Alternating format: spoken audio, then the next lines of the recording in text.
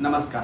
17 मे 2026 ते 15 जून 2026 या पर्वकालामध्ये येणारा मास हा अधिक मास आहे. या अधिक मासामध्ये अधिकस्य अधिकम फलम म्हणजे अधिक पुण्य संचय जर करायचा असेल तर या काळामध्ये आपण भगवान विष्णूंची उपासना करणं अगदी गरजेचं आहे. मग काय करायचं तर भगवान विष्णूंचं सहस्त्रनाम आपण रोज म्हणू शकतात. विष्णू यागादी कर्म करू शकतात.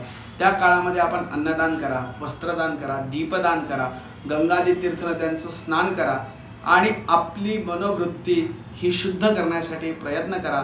लक्षात ठेवा, कर्मच मनुष्याला संचय वृत्तीकडे नेत असतं आणि संचय वृत्ती मनुष्यामध्ये असली तर मनुष्य अधिकस्य अधिकम असा सुदृढ सफल होतो आणि जीवनामध्ये सफल सुदृढ होण्यासाठी हा अधिक मास फार महत्त्वाचा आहे.